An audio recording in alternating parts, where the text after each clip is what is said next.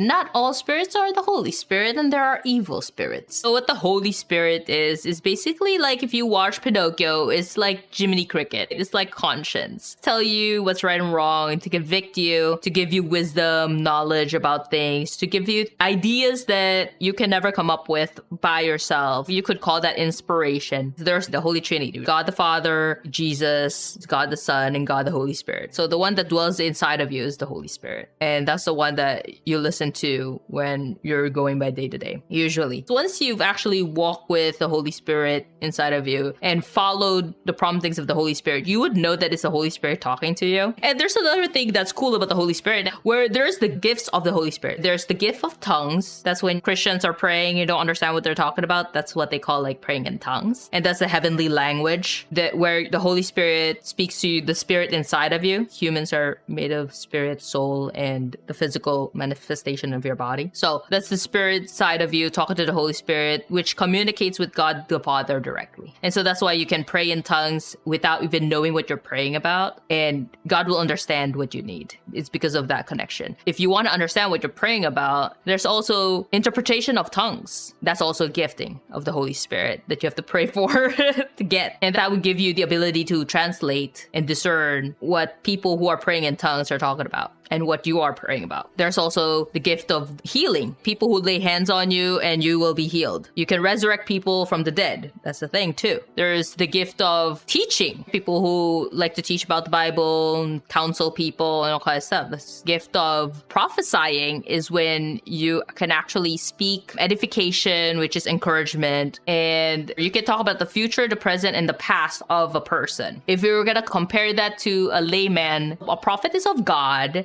and the opposite of that would be like a fortune teller. Okay, the legit one who can read the tarot cards and tell you about your future. But the thing with that is it's using demonic spirits. So one uses the Holy Spirit and one uses evil spirits. One of the gifts of the Holy Spirit is that you can discern spirits. You can discern the presence of the Holy Spirit when you're in church. It doesn't have to be church. You could be doing something else, praying, worshiping by yourself. You feel the Holy Spirit in the room. Great. The opposite of that, not all spirits are the Holy Spirit, and there are evil spirits. And if you can't feel it, maybe you don't even believe in evil spirits, but somehow I can feel it. I've talked about this in my Harry Potter video, but I didn't really expand on it too much.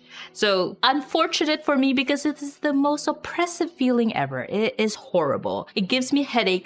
It feels like I tried to explain it in that video, and I tried to illustrate it with B-roll. But if I were to explain it, it's like, okay, I enter a room. Usually you enter a room, there's nothing wrong. Everything's fine. It's just a room. This is my experience. Doesn't mean that everybody experiences it this way. Okay, but this is my experience, and this is how I'm gonna explain it.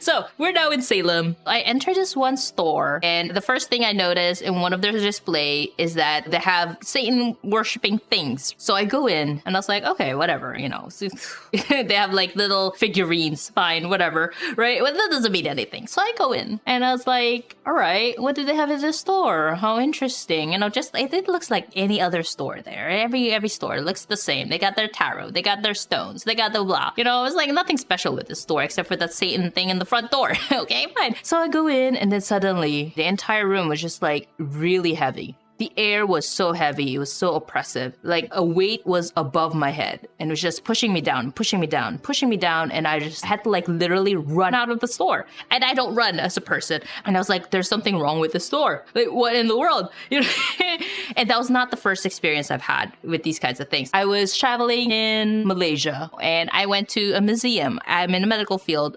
I went to the Body World Museum, where they have like cadavers that they actually preserve and they pose in these like wonderful artistic way. So I saw everything, took pictures and all kinds of stuff. Okay, I left. And I was like, well, what else is in this building? So I went up on top of this building because I was already there. You have access to the entire place because you paid for that one fee. Okay, great. I went upstairs. And it was like, oh, it's a museum for Muslims. How interesting. They had their traditional garments there. They had like rugs and little architectural model of their temples. Oh, fantastic. Interesting. I went into a room that had like holy texts, I guess, or something. And suddenly the room was starting to feel heavy. And I was just like, what in the world is happening? I was totally fine. You know, you have to take off your shoes because it's holy there. You can't like have your shoes in a holy Muslim place. Okay, you take off your shoes, you enter, you look around, you're totally fine. And then suddenly I enter this one room and it had the temple, it had the holy books. And then suddenly I'm like, okay.